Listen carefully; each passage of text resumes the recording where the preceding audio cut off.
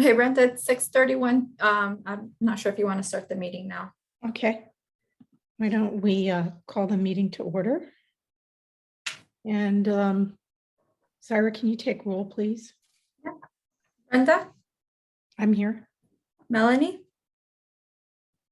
She says she's going to be absent. Jennifer? Here. Ned? Ned, you're muted. Okay, here. Awesome. Wesley? Yeah. Sean? I think he's absent. Ron? Here. Alexander? Here. Great. 2 absent, so we have a quorum. Okay, great. Let me see. Oops. Is that Sean? Anybody else? So 1 absent. Okay, great. And you said, well, obviously we have quorum then if there's only one absent. See. And do we need to approve the minutes? Yeah, but first let me discuss the ordinance that just passed by the council, the 2021-2892. Okay. So there's some changes. We're no longer the citizens rate review. Now we're a rate review committee. We will no longer have a secretary. So Jennifer, you are our last secretary of the committee. Students can vote, and the residency changed. Usually most of the committees have different residency, or I guess I would say what required you to apply for that committee, but now it's all the same all the way around. And you have to attend at least 75% of the meetings unless they're excused absent. So those are the major changes that are happening. Any questions? Yes. When I read through that, it also seemed like our Yes. duration is changing from a fiscal to a calendar year. Yes. And I have a serious concern about that. What's your concern? The way we're set up from October to March. So one of us, for example, is going to finish and be done at the end of December. And they may not be there for the last half of all the presentations or any of the recommendations. And then in January, their replacement member missed the first half of all the presentations. So by changing it to a calendar year, it doesn't work well for our seasonal setup that bridges that. And I'm afraid we're going to lose a lot of continuity of attendance, participation, et cetera, by having a major break right in the middle. Yeah, you have a good point, Ned. I will bring it up to see how that change is going to affect the rate review, because we do meet in the middle between the calendar year, so we will be split. I'll bring it up. Yeah, if you could, because it does say that in this amendment. I read it, for our committee as well as all the others. And so. Yeah, I will bring it up. But so for now, the term will end in December, which won't affect any of you because the committee doesn't meet, and the last meeting is the 16th possibly. Right, so we'll be fine for now, but I will bring it up and then hopefully I have an answer for you. Yeah, because it'll be an issue down the road. Certainly not in this cycle. So, yeah. Okay. Thank you for bringing it up. Yeah. Okay. Could our calendar be changed? Right? Where we start this earlier and we can finish at December? What was that, Ron? That was what I was wondering too. Can our calendar just change and we just start and we just finish in December versus March? I mean, if they want us to do what they in the calendar year, that's fine. Just adjust the schedule, that can probably be a possibility. So I'll speak to Katie and Sue and everyone so that's involved, and we can work on a conclusion for it. Okay.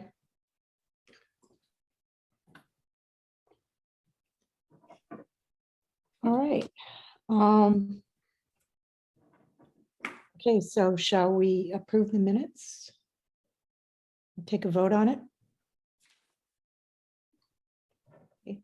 Okay, I make a motion to approve the minutes of December 22nd, 2021.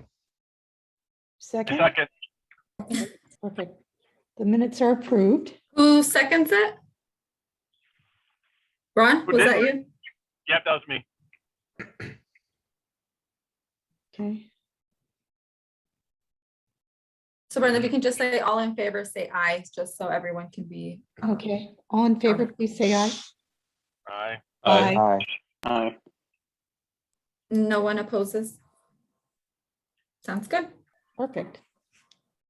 Okay. Well, you have any old business? All right. Well, let's get on to new business. We have some presentations today.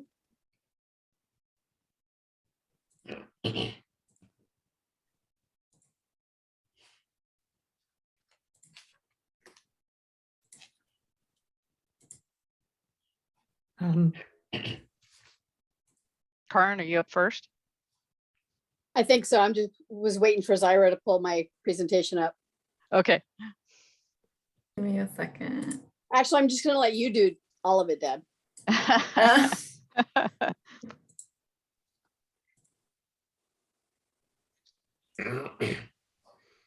Can you see the screen? Yes. Yes. All right. So good evening. And so what I wanted to do was wanted to provide you with an updated 5-year water CIP.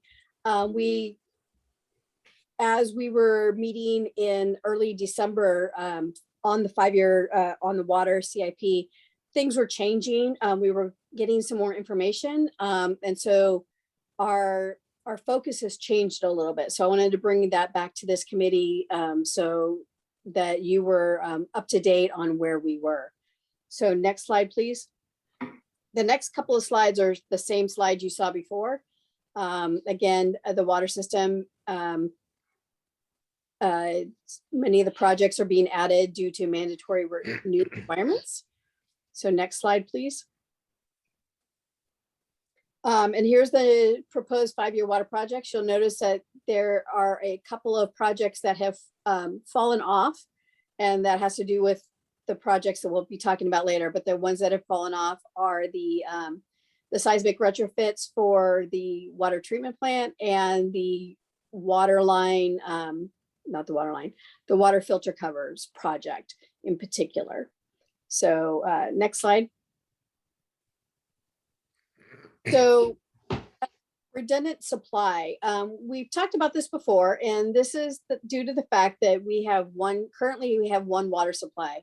And the water master plan in 2018 said we needed to go look for another supply. That way, if something happened to the well field, that we would be able to provide water to the residents of Newberg.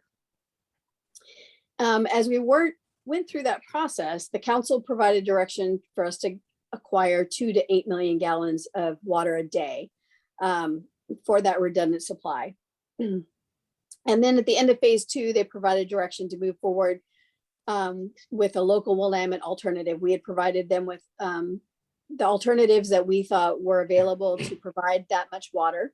And so they asked us to move forward with a local Willamette alternative. So with that, we purchased property from West Rock Northwest, just north of the existing water treatment plant. And we completed that purchase in November. And then Karen, what's the size of that? Of the new property? It's a little over 4 acres. 4 acres? Yep. I don't know, maybe it's just me, but $3.7 million for 4 acres seems on the high side. I'm not done yet, Ned. Okay. The 3.7 is not for 4 acres. Okay. Sorry about that. That's okay. The 4 acres was less than 500,000 actually. Okay, So, and that purchase has been completed based on the council direction and their approval. That happened in November.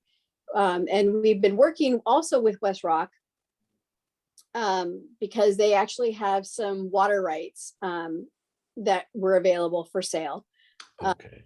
And so we have moved forward with buying those water rights. The council actually on Tuesday night, they agreed with the sale and purchase and sale agreement of those water rights. And so that is moving forward, and I'll talk a little bit more about that. But the 3.7 million is really for all of the stuff that we are doing over the next 5 years Okay, for redundant water supply. So it's not just the property purchase or the water rights, it's other studies and those types of things that we're doing to perfect the supply as we move forward. Okay, so next slide, please. So here's the water rights acquisition that the council approved last week. And it was for 3.1 million, a little over $3.1 million. We will have to put an escrow deposit in of about 95,000 within 14 days of the effective date of the agreement, and that is in the works. And then what will happen is we will apply for what's called a transfer application with the Water Resources Department. And assuming that that transfer application is approved by the state, that's when the rest of the purchase price will be provided to West Rock. We have noted that the water rights is available for SDC eligibility, about 44%. But right now there is not money in the water SDC fund to pay that 44%. So what we wrote into the resolution is that we would set up a loan basically from the water fund that says that the water SDC fund will pay the water fund back as those funds become available in the SDCs. Does that make sense? only part way. Can I, clarification? So you're getting money to pay the other 97% of this purchase from the water fund. And then you're going to pay it back over time. Mhm. Is that fund some of the reserves that Deb has been talking about? I mean, what is that fund specifically? So the water fund is the water rates. So it's all of the funds. So it would, again, let me get to the end and then I Okay. think answer your questions. Okay. Okay. Mm-hmm. All right. Anything else on the water rights themselves? Can I ask a general question, non-money related? Mhm. I'm obviously not an expert in water rights laws or situations, but Newberg has Rogers Landing, okay, which is riverfront property. As riverfront property, no water rights come with that? Nope, they do not. And Okay, actually, Rogers Landing is not owned by the city. It's actually a county park, and it's actually property that's actually owned by West Rock, who has leased it to the county for a park. really? Okay, Yeah, but no, just because you have frontage along the river or anything else does not guarantee you any or give you any water rights. okay. And so we That's too don't bad. have any water rights to that from that property. Correct. Okay.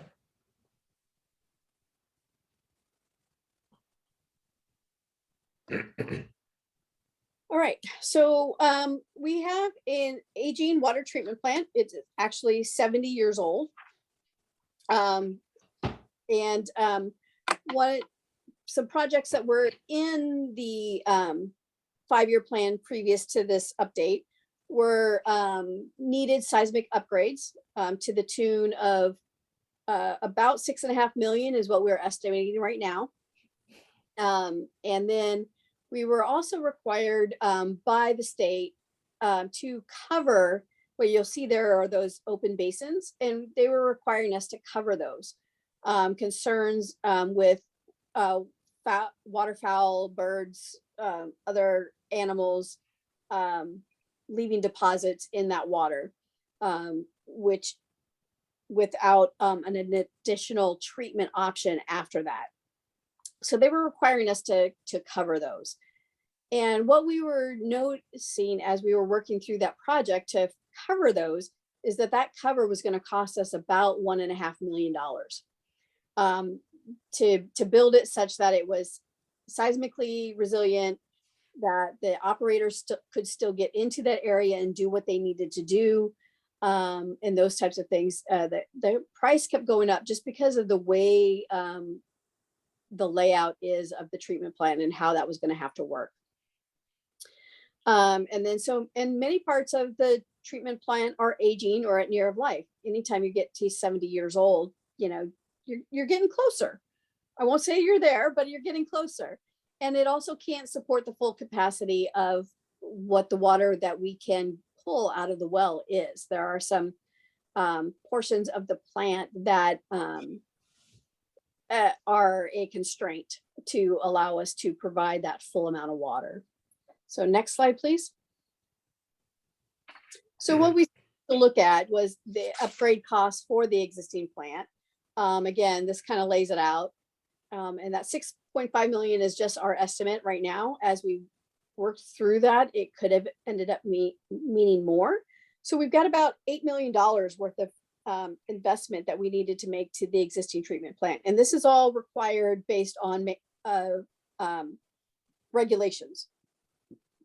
And this doesn't extend the life or the capacity of the plant itself. Next slide, please. So what we found was that a modern brand new treatment plant would cost us about 12 million and give us another, this says 30 to 50 years life. It could be more.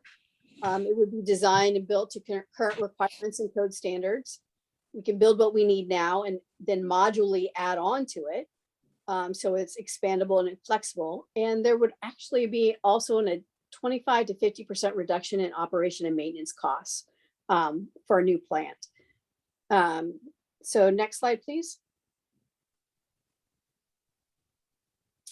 So the cost breakdown.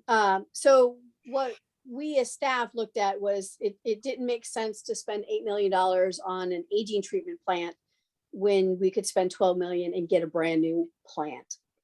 So that's kind of where we the process we went down, and then we started to break down what that means cost wise, and what that means to the existing CIP.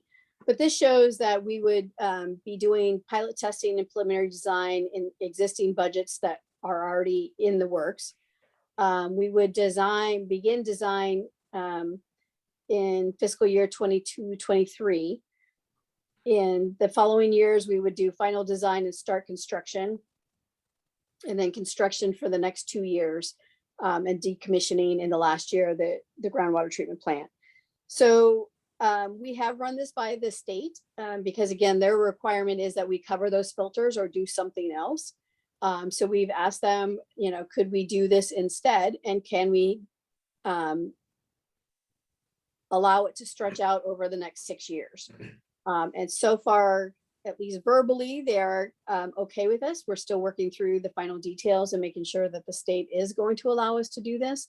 But what this means is that those other 2 projects that we talked about, the seismic retrofits to the plant and the filter covers, come out of the 5-year CIP.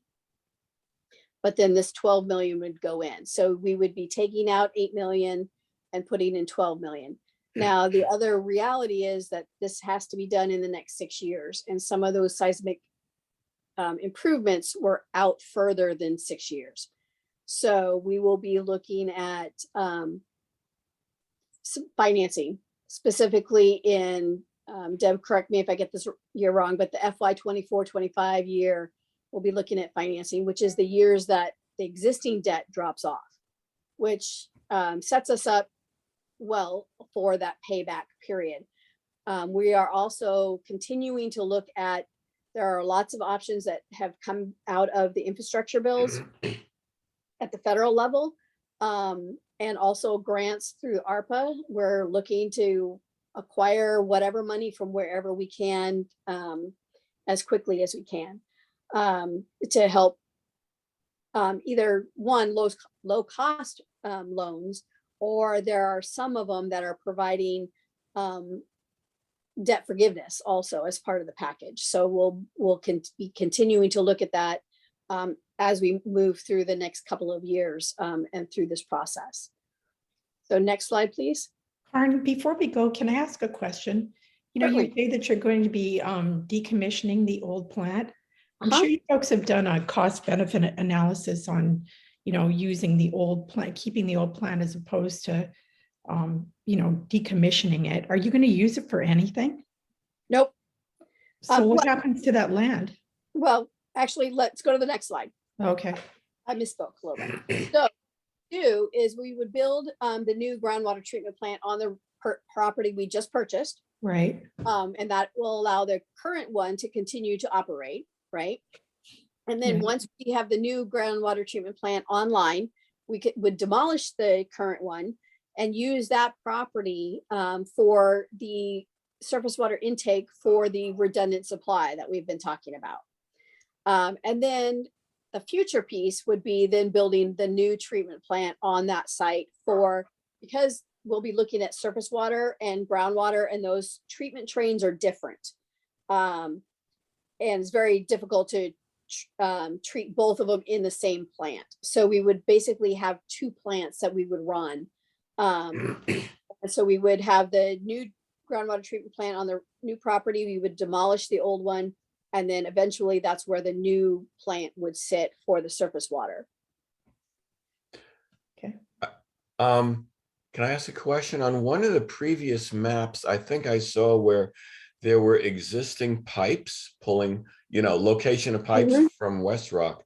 So can those be used at all, or do we have to start over again? Because it sounds like in this slide that you're going to be building new pipes. No, so the existing pipes that that bring water from the south side of the river over to our current treatment plant, the new treatment plant will be just north of our current treatment plant. Right. So But we can use those pipes. I guess my question wasn't clear, and that the water rights that we're purchasing from West Rock, doesn't that include some pipes of water that they have been using, or no? So it's a longer conversation. So West Rock currently actually has two water rights. We're buying their older one, Okay. but the intake that currently exists for that water right does not meet any of today's standards. Okay. So the reality is it would have to be rebuilt Okay. and permitted. Okay. Even the newer intake that we evaluated to see whether or not we could utilize that does not appear that it would meet any of today's standards either. So that one, so either one of the intakes would have to, for municipal use, would have to be upgraded. Okay.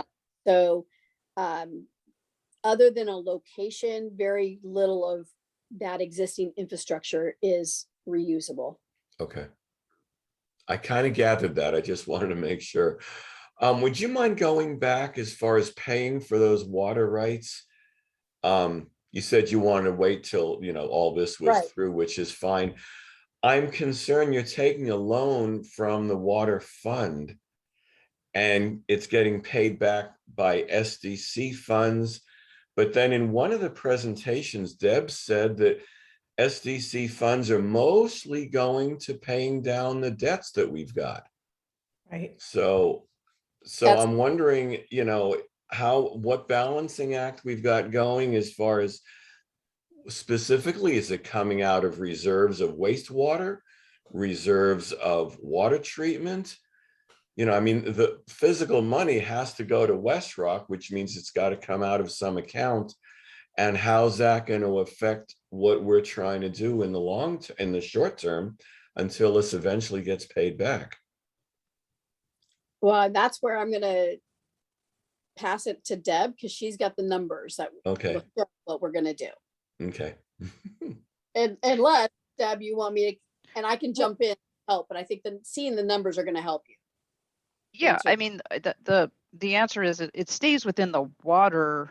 It's all water, Yeah. water funds. There are multiple different funds from an accounting standpoint that support the water system. The water fund, Mhm. then there's a construction fund and the water SDC fund. And so the water fund has ample reserves Okay. to apply to these projects, including the water rights. And then the SDCs are, as you said, paying off a portion of the debt service right now. But those, as Karin mentioned, that debt is retired within this planning period as well. So that frees up some SDC Mhm. funds for other things, for repaying back to the water fund for the water rights. Okay. Well, if you feel confident it'll work, that works for me. Thanks. Yep. Before we go on a little bit further, I don't understand one thing. Back on page 39 of your presentation, you talk about the HB 2001 water lines. Are those, of all those water lines that you say have to be replaced, either because they're cast iron or they are too small in diameter, are those the only pipes that are going to be replaced? No, No? we have a long list of pipes that have to be replaced. We have a whole replacement program, and it's based on generally age and type of pipe. So those aren't the only ones. Those ones are called out because those are ones that we have to do in the next 9 years. You're talking about the ones that are on page 39? Yes. Those 8 major ones, okay. Do you know how many there are that have to be replaced that you're talking about? You mean total? Yeah. No, I don't. It varies every year. We do have a map that shows it, but again, it's based on the age of pipe. So, pipes are generally good for 50 to 75 years, depending on the type of pipe. So, the idea is to rotate out, and as those pipes, the older pipes, get to that age, we replace them and we get another 75 years. So it's kind of always a rolling process about, pipes. So you can't, it's like any type of maintenance or any kind of infrastructure, your house, you can't put a roof on and just leave it alone for, forever. You have to, do maintenance. You have to replace it every so often. So it's the same thing with pipes in the ground. So it's a rolling thing that we would continually replace pipe. Right. No, I understand that, but do you have a percentage of the total pipes that need to be replaced? Eventually, all of them. If I can jump into that, based on my recollection, looking at the GIS data way back in December, we have somewhere from 20% to about 25%, 20 to 25% that are actually cast iron pipes. So we have a fairly large amount. But if you want the exact number, I have to go and dig it out for you. And it's No, a I lot. don't need to, that's fine. But in addition to the ones that are cast iron pipes, do you know how many have to be replaced because they're less than 8 inches in diameter? Well, for fire needs, I think anything that is less than 6 inches will not be adequate. We do have some pipes that are actually providing domestic needs that are 4 inches and some even smaller than that. So those are the ones that we do have. We have those numbers. Offhand, I don't remember what the amount is, but they are in older part of the city. They are more frequent. And I can certainly, we can get those information for you. Okay, thank you. You're welcome. And in addition to pipe, in addition to the cast iron pipe, we have pipes that are of other material as well. Some of those are not very good, and we have steel pipes, and we have other types. And those are the ones that we probably will have to look at it too. But for now, we're just looking into the cast iron pipe, which are not good to keep for a long time. Okay, thank you. You're welcome.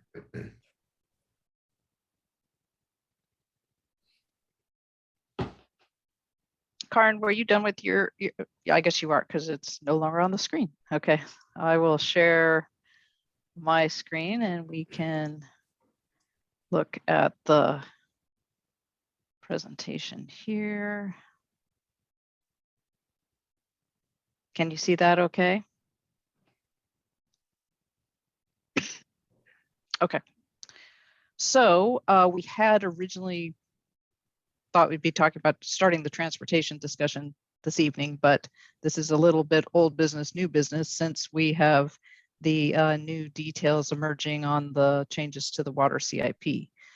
So just to recap what we had discussed previously with respect to the water financial plan was that the projected rate increases were, and again, remember this committee is making recommendations for only a 2-year period, but we always consider a longer period just so we can start preparing for and smoothing rate increases over a longer period of time. So the projections were that there was a need to continue at 4% through 25-26 fiscal year, and then potentially be able to drop down to a lower rate increase depending on yet to be determined capital improvement plan or CIP projects.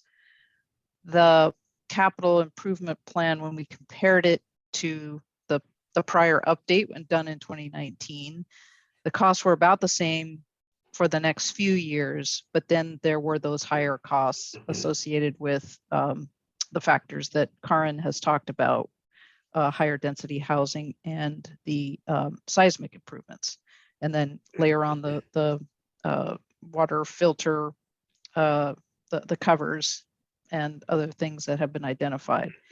The good news is, as we've talked about, the debt service starts to drop off in fiscal year 2026, and about the same time that the city will need to consider taking out financing on the new plant, if that, assuming that's the direction that they go. And there's another chunk of existing debt that drops off in fiscal year 2029. And that debt that remains between 2026 and 2029 is not is just a fraction of what the new financing costs would be required.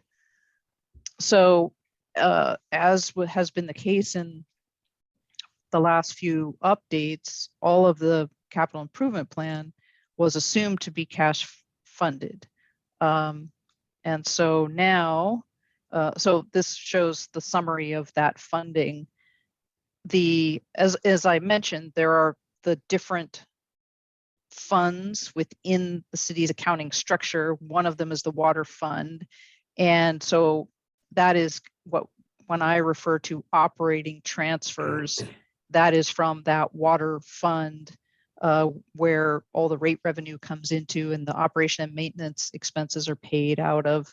And then we do transfers over to the capital fund as needed to fund projects. This transfer, most of the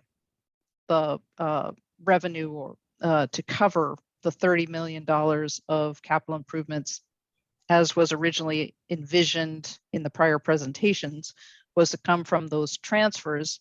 But it does include initially a very significant transfer of that existing reserves or fund balance that's in the water fund. It's about $12.5 million that would be moved over and applied to projects over the next few years. So that's where that money is going to come from to fund those initial projects in either scenario of a new plant or not.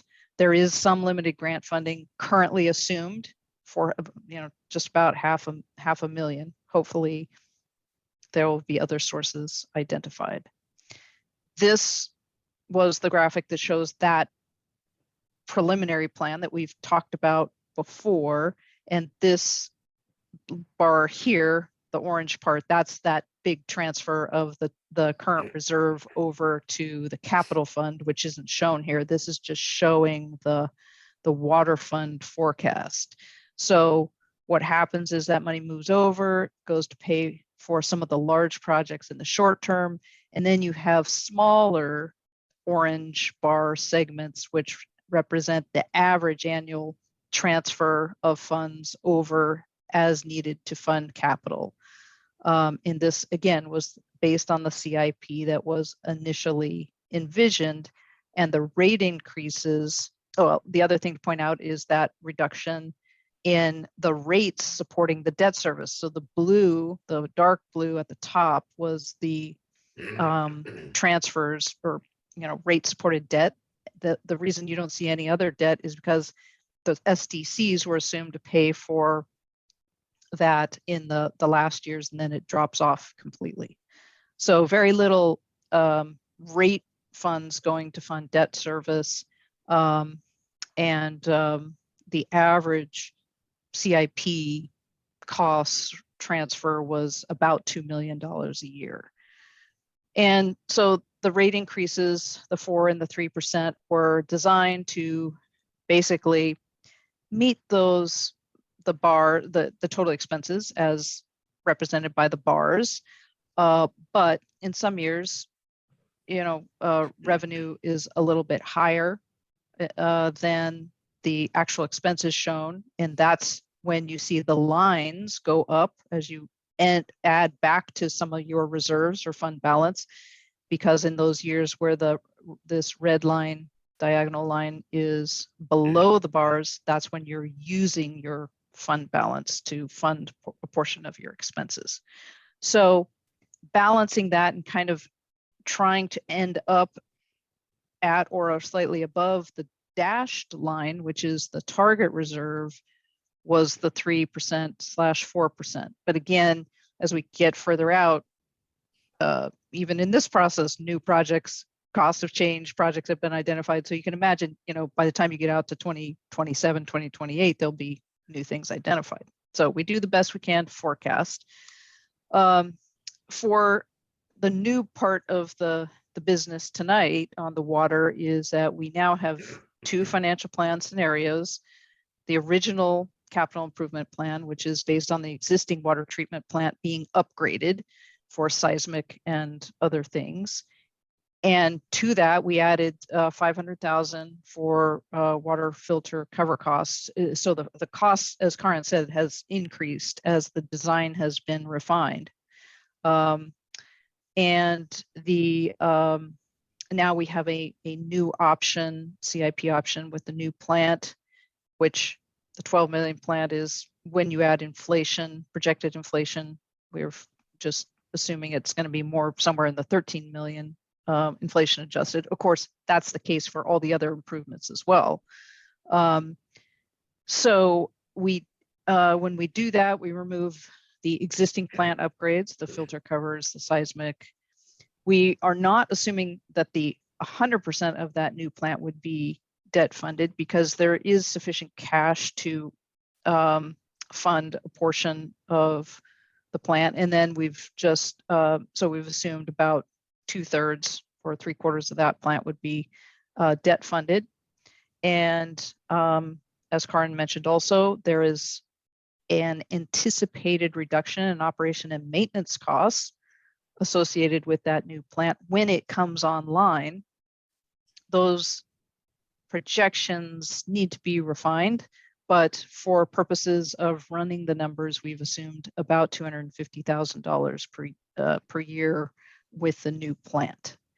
And then, as was noted, we've got the additional treatment plant property purchase costs that were added in both scenarios. Can So I ask a question, Deb? Sure. And this, Karen, you might know about this also, but so if we go with a new plant, it's going to be what, 6 years or so till it's built. Do we have that much leeway in the state where we do not have to have seismic upgrades or the filter cover in less than 6 years? I mean, Oh, are we all okay right. without those? Because the old plant's gonna have to operate for 6 years till a new one's built. Yeah, that's part of the agreement with them, is that we would be allowed to, we are looking at some low cost interim options. Okay, One of being, actually, we're talking about starting with cameras, because our operators have never seen a problem. Hmm. And so we're going to start with cameras to see if we can ever document that there is a problem. And then if there is, then there's some other things we've talked about, using lasers and that kind of stuff to scare the animals away from it, and some interim solutions, interim low cost solutions. And the state has, again, as I've said, verbally has agreed with that. Okay. Thanks. Okay. So here we have two new options with the funding sources, and the same grant funding is assumed under both. SDCs are a little different because of this is what's used for capital, not, it doesn't include the debt service. So they're just a little bit, but know that SDC revenue is being applied in both cases. You know, really with SDCs, it's what are the amount of money coming in is very variable, because it's based on development activity. And so it's a little hard to predict, but we have utilized in any combination of debt service and cash funding capital improvements, the projected SDC revenue that the city expects to get during this planning period. I'm just not quite sure why it drops more than 50% if we go It's with the not, new it's, so plan. that's not the total SDC revenue. That is the amount that is going to cash fund projects. It's not showing you the debt component here. Okay. So, yeah. So Okay. because you're financing more and some of the other cash projects went away, that's why you're seeing this difference. Okay. And obviously operating transfers are reduced when you issue additional debt, because more of the funds need to stay in the water fund to pay for the debt service. So there's a trade-off there. Now we've got bond proceeds. We need less coming in for cash from operating transfers and less from SDCs, but those then go to help pay for the debt service as well. So the capital improvements totals now are different in those two scenarios, because of in one case you're adding a new plant, but you're also taking away other projects. So both options include the those new projects as we identified, or the property purchase, and the new plant eliminates the need for the filter covers and the seismic improvements. How did you come up with that value for the bond that would be needed? 9.75 million or something? Yeah, sure. So there are a couple of different, so we've been talking a lot about the reserves as being one of our financial targets when we determine what rate increase is needed. And we want to, make sure there's sufficient cash on hand, both to cover our expenses and also to maintain reserves. But the other thing is we want to have sufficient debt service coverage. You don't want to get so leveraged in terms of having debt that you are, a lot of your revenue is going to pay for debt service. That makes lending agencies very nervous. And so that's the other consideration. And so, and there's been this objective to minimize the debt that we have to take, additional debt we have to take on, and because some of it does overlap with the existing debt. Basically, what the objective was to stay within the 4% and go issue as much debt as was needed to maintain positive, cash flow, even though we have a much larger purchase earlier on in the plan now, but not, to, if we didn't have to issue 13 million in debt, then we didn't want to do that. So it's really about issuing just enough, and this will need to be refined. The timing of the new debt will be right about the same time as the next rate review committee process. And so there might be, some refinements to that, but that was my best estimate as to what would be needed to stay within the 4% rate increase, have, enough to keep the cash flowing and the reserves from bottoming out, and also maintaining a healthy debt coverage, which shows lending agencies that you are a good credit, you have a good credit rating. So, Okay, good question. all right, thanks. So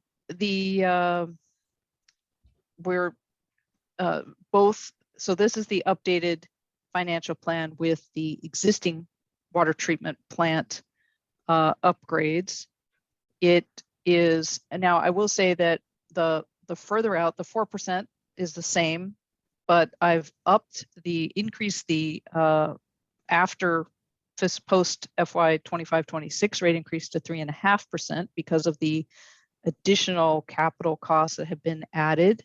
This one, we don't have a reduction in operation and maintenance costs. So those were just costs that we were adding on. So I did have to increase that rate increase a bit in order to keep the reserves at about that target level. Otherwise, though, within the 2 years that this committee is looking at, the 4% stays the same under all the scenarios.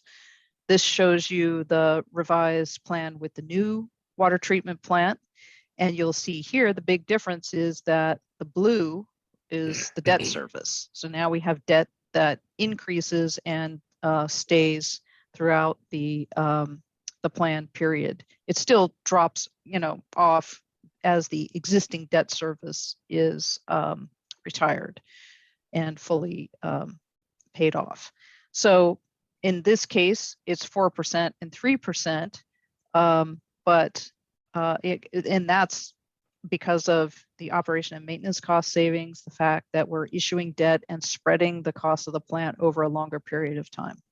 So both of the plans within the short term have the same rate increase, meet the same kind of metrics. In the longer term, right now we're projecting the need for a 3 to 3.5% rate increase. Can I ask, can you go backwards on slides? Yeah. Can you go back to the one before? She says confidently. There we go. Which one? This one? This one right here. Yeah. How is this different from several slides ago, where you originally, in the original analysis, was a 3% increase? What has changed? Because this is the existing plant where we knew about seismic upgrades, we knew about the filter cover, back then. What's different about this one that's forcing this up an extra 0.5%? Oh, in the out years, it's because these the total costs have increased. The orange bars have to increase because of the added costs associated with the property purchase and the filter covers. So okay. And is this also with the water rights acquisition worked in? Yeah, all that stuff. Okay. This so reflects that's why this recent, has gotten 0.5% higher. Okay. Yeah, and it's just in those out years. It's just right. Post 20. So like those last 3 years. Yeah. Okay. Thanks. Yep. This just because the committee will actually be voting on a rate schedule, what rate schedule to forward this. I've just updated the changes that we made to the capital improvement plan does impact slightly the cost of service analysis and the rates by customer class and rate component. So I've just put here on this slide those updated numbers. They haven't changed much, just by pennies in some cases. So we're still talking about a 4% rate increase, but it gets redistributed slightly differently between the service charge, the meter charge, and those volume rates. So again, just as a reminder, this reflects an increase in the meter charge. The percentage increase is higher for the meter and the service charge than it is for the volume rates. But overall, you can see the system-wide increase is the 4% each year, and how that gets then distributed to the customer classes is based on the cost of service that we reviewed in detail at prior meetings. I've just simply updated the numbers to reflect those small changes associated with changes in the CIP, and in this case, the operation and maintenance costs too, because this is the plan that I'm showing you here is with the new water treatment plant assumed. So we're still looking at a 2%. Right, hide that. There we go.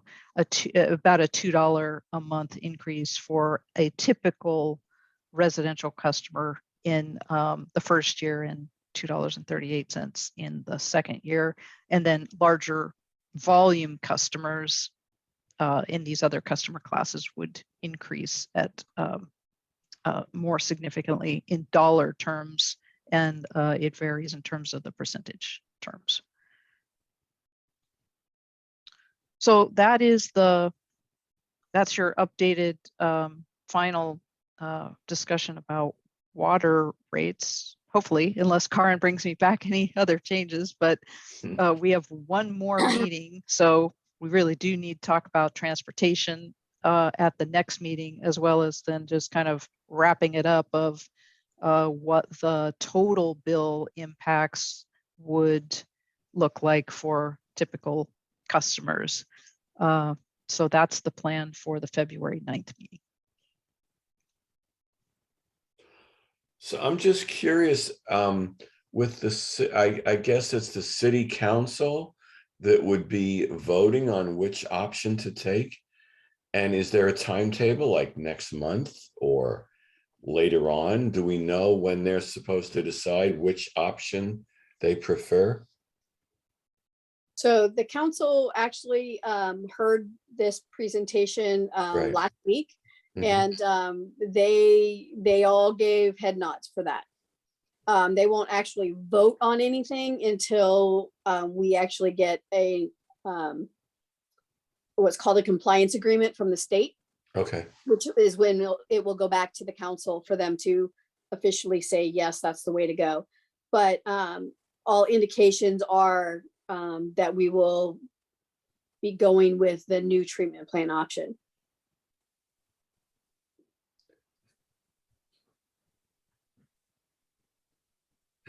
Okay. I'm out of questions. It could happen. Okay, anything further from anybody? Is there any public comment or questions, Sarah? No public comment tonight. Okay, One quick question in the chat. I show some numbers there for you, just for your information. great. So if you can Oh. take a look at, okay? Okay, Thank you.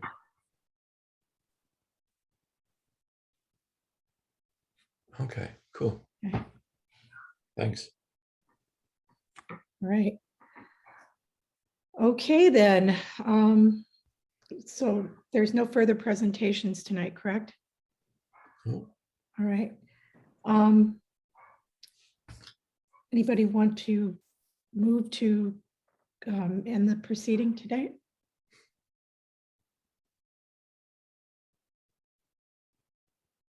You can just adjourn it, the meeting for today. All right, well, I guess we're adjourned then. Thank you very much. Okay, thank you. Thanks, everybody. Have a good night. Thank you. Bye. Good night. everyone. Bye.